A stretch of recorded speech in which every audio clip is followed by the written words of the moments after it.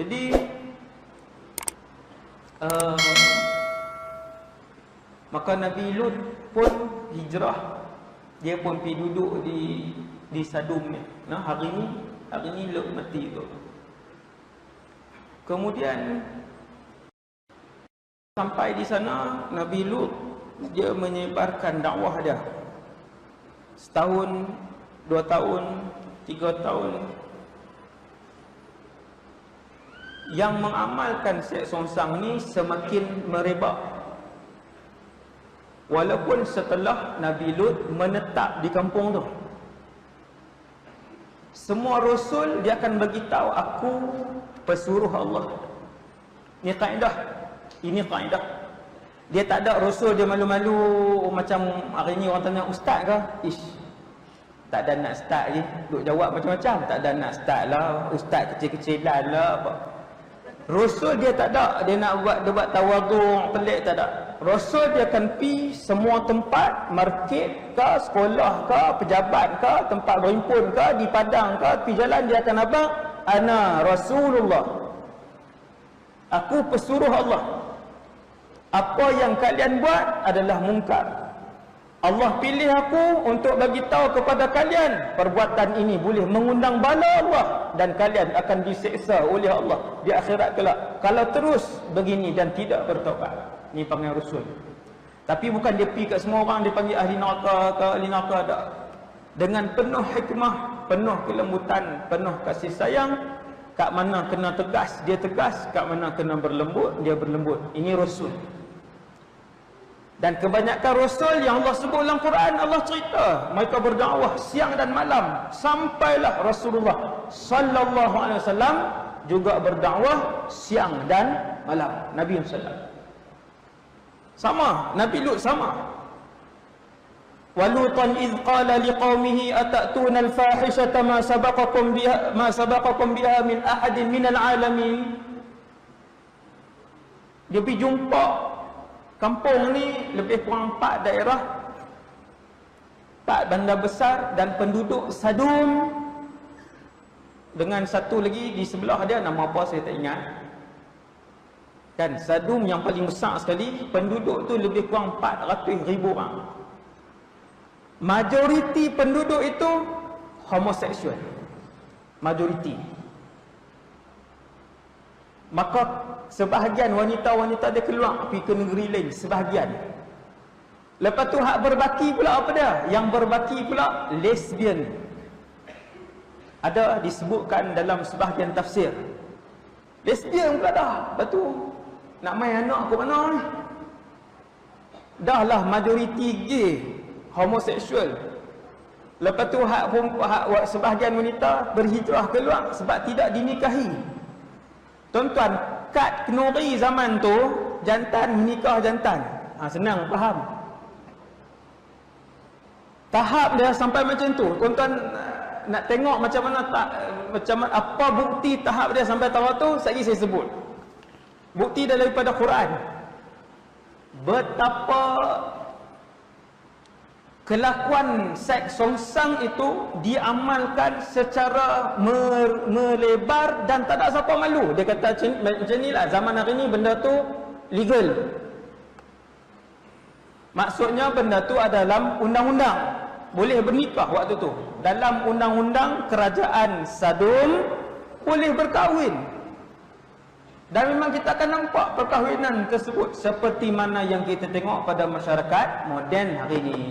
Ada tak? Ada. Ada tak negara yang mengundang-undangkan benda ni, yang membenarkan?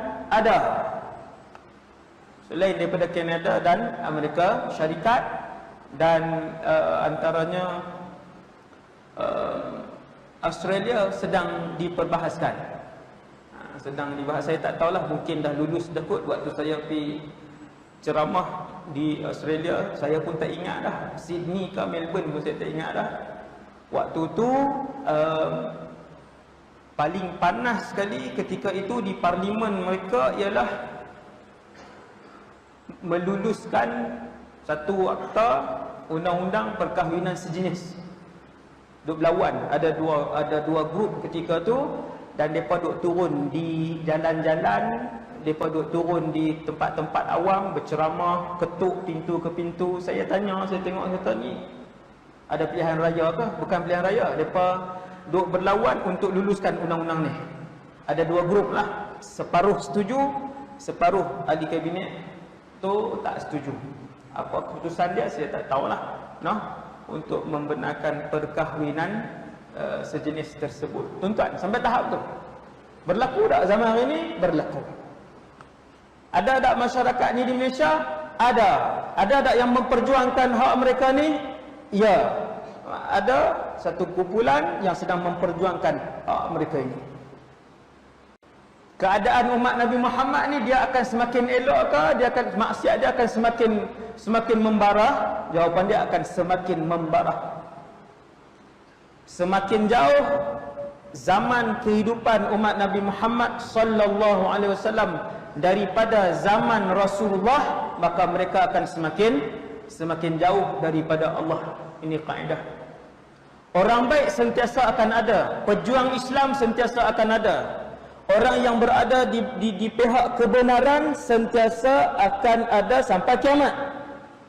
Cuma dari sudut iman, dari sudut soleh, semakin dekat dengan kiamat, maka semakin bertebaranlah kejahatan, semakin ramai orang jahat dan semakin kurang orang baik. Yang ni kaedah hadis berlambak. Kita tak bahas tajuk tu, tuan. Maka yang tuan-tuan duk tengok ni, yang duk mula timbul di Malaysia perjuangkan hak LGBT terang-terangan, ada orang-orang yang mewakili kaum ni, dah berani masuk dalam TV, dah berani pergi jumpa menteri, dah berani pergi. Hak ni akan semakin kurang ke semakin berkembang? Dia akan semakin berkembang. Dia akan semakin berkembang. Ke arah mana? Ke arah meluluskan keadaan Nepal ni lah, kan? Kita bukan membenci, tapi kita sebut semua yang berlaku di dalam sejarah, di dalam sirah, kepada rasul-rasul, kepada umat-umat yang terdahulu, perkara itu akan berulang, keadaannya akan berulang, watak-wataknya akan berulang, perbuatan-perbuatan itu akan berulang. Begitulah juga natijah dan azab yang akan didatangkan oleh Allah akan berulang. Yang ni kaedah. Kalau kita di kalangan yang tak reda, di kalangan yang lawan, Allah akan bangkitkan sebagai orang yang tak bersalah dan tak reda dengan maksiat itu. Ustaz,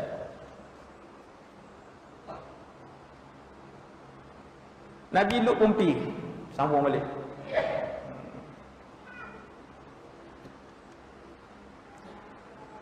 Maka Nabi Lut alaihissalam berdakwah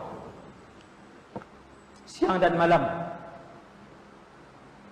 di jalan, di padang, di masjid, di pejabat, di sekolah, di semualah dia pergi. Kemudian Nabi Lut sebut, innakum lata'tunar rijala syahwatan min dunin nisa bal antum qaumun musrifun. Tuan-tuan baca tadabbur semua, tuan-tuan kita bila baca tadabbur ni tuan-tuan baca, kemudian tuan-tuan berhenti, berfikir, mendalami, menghayati. Berani Nabi Lut alaihissalam ni dia pergi sampai ke tempat lubuk orang duk sewa. Nak sebut macam mana? Zaman apa ni? Apa dia bahasa apa? Kelab malam tu lah. Kelab malam ni, tempat yang orang berzina, tempat yang zaman tu tempat orang berliwat, tempat orang minum arak. Dia pergi sampai ke situ. Nabi Lut kata, wata'tuna fi nadikumul munkar. Aku tahu di tempat-tempat kelab-kelab kamu semua penuh dengan perbuatan ni. Benda tu dia tak jadi rahsia. Tuan-tuan, di Malaysia ni dia tak ada lagi lah. Tak ada apa, ada dah di KL. Tak ada lagi.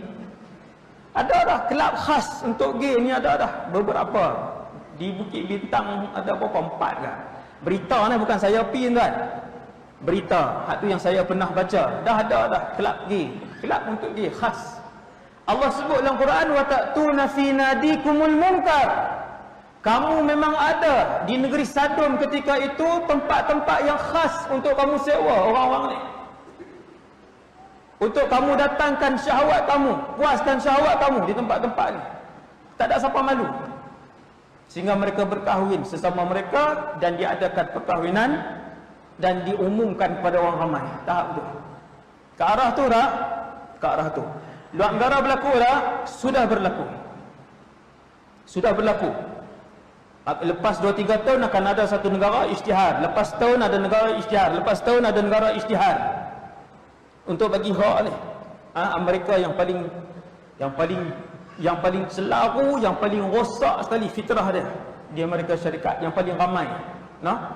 Dalam tentera Amerika Syarikat, saya suka kaji. Saya nak ceramah, saya mesti kaji. Dalam tentera Amerika Syarikat ada 40,000 tentera Amerika Syarikat yang LGBT. Sebab mereka memang, mereka tak ada kamu gay ke? Ish, malu. Tak ada. Yes, dia akan sebut tu, saya gay, saya lesbian, dia sebut. No?